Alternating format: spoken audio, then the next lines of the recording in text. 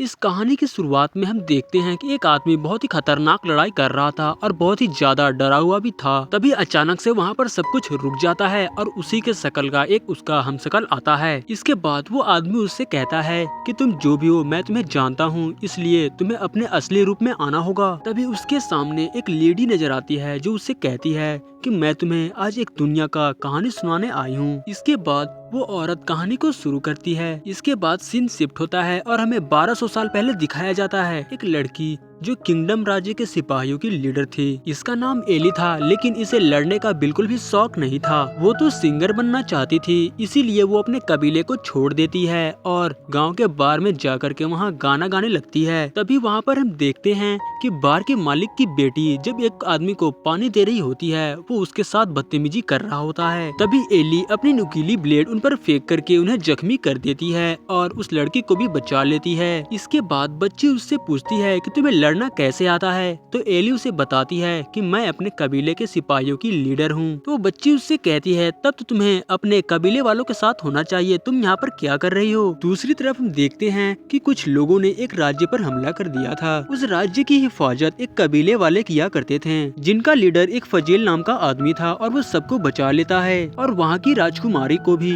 अब राजकुमारी फजील से प्यार करने लगती है, लेकिन इस बात का पता फजील के डैड को लग जाता है, क्योंकि ये उनके असूलों के खिलाफ था कि कोई भी कबीला का आदमी महल के आदमियों से प्यार नहीं कर सकता। अब जबकि फजील भी राजकुमारी से प्यार करता था, इसीलिए उसके डैड उससे सभी रिश्ते नाते खत्म कर देते हैं और उसे अपने कबीले से बाहर निकाल देते हैं। फजील भी अपने डैड से अलविदा कहता है और वहाँ से चला जाता है। इसके बाद हम देखते हैं कि राजकुमारी का भाई उसके पास आता है और कहता है फजील तो अब जा चुका है, तुम्हें अपने बारे में अब सोचना होगा और शादी भी करनी होगी। इसके बाद राजकुमारी अपने भाई की बात मान लेती है। यहाँ से सीन शिफ्ट होता है और हम पहाड़ों पर एक लेडीज को देखते हैं जो कि भूत प्रेतों की कबीले की लीडर होती है, जो आसमान में होने वाले बदलाव को देख करके वो अपने मरे हुए पूर्वजों की आत्माओं से बात करने की कोशिश करती है, लेकिन वहाँ से कोई जवाब नहीं मिलता। दूसरी तरफ एक जादूगर दूसरी दुनिया का दरवाजा खोल लिया था। इसके बाद वो जादूगर दूसरी दुनिया में जाता है। वो उस दूसरी दुनिया की ताकतों से सौदा कर लेता है जो कि बहुत ही खतरनाक थे। उधर हम देखते हैं कि एली को भी उन लोगों ने पकड़ लिया था जिन्हें एली ने बार में मारा था और वो उन्हें एक जेल में बंद कर देते हैं। वहीं पर फजील भी था। फजील के हाथ में टैटू को देख करके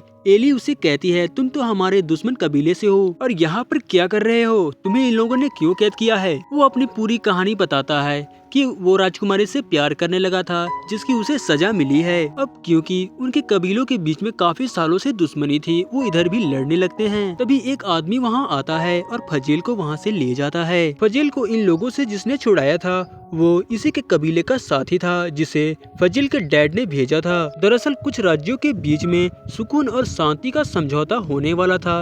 इसी बात को लेकर के फजील के डैड डरे हुए थे और वो उसे वापस बुलाना चाहते थे, मगर फजील वहाँ जाने से मना कर देता है। जिसके बाद वो एक जगह पर जाता है। वहाँ पर जाने से पहले वहाँ का मालिक उससे सोने का सिक्का मांगता है, लेकिन उसके पास तो सिर्फ चांदी के ही सिक्का था। इसके बाद जब वो अपने गले में बंधे हुए लॉकेट को देखता है जो कि उसके पास नहीं था, वो दरअसल किसी और के पास नहीं बल्कि एली के पास था, जो उसकी मदद से जेल को खोल देती है और वहाँ से आजाद हो जाती है। जब वो बाहर आ रही थी तब उसे अपनी हारमोनियम की आवाज आती है जो कि उसकी बहन बजा रही थी। उसकी बहन भी एली को लेने आई थी। एली की बहन उससे बोलती है कि मोम चाहती है कि तुम हमारे साथ वापस आ जाओ। कुछ राज्यों के बीच सुकून और शांति का समझौता होने वाला है, लेकिन एली भी उसके साथ आने से मना कर देती है। इसके बाद जब वो बार में वापस आती है तो मालिक की बेटी उसे देखकर बहुत ही खुश हो जाती है, लेकिन अचानक से उसे कुछ हो जाता है। वो दरअसल फ्यूचर के बारे में बता सकती थी कि आने वाले जिंदगी में क्या होने वाला है। वो एली को बताती है कि तुम दूसरी दुनिया से आने वाले सबसे ताकतवर मॉन्स्टर को अपने तलवार से मारोगी, और इतना कहकर वो बेहोश हो जाती है। दूसरी तरफ हम देखते हैं कि कुछ राज्यों के बीच में सुकून और शांति का समझौता होने वाला था। तभी अचानक से राजकुमारी के पेट में दर्द होने लगता है और वो अंदर जाने लगती है। अंदर जाते समय वो अपने एक सिपाही का गला काट देती है। उसके गला काटते ही वहाँ दूसरी दुनिया से एक मॉन्स्टर आ जाता है और सभी को देखते ही देखते वहाँ सभी राजाओं को मार डालता है। थोड़ी ही देर बाद हम देखते हैं कि वहाँ सभी राजाओं का नामो निशान मिट जाता है।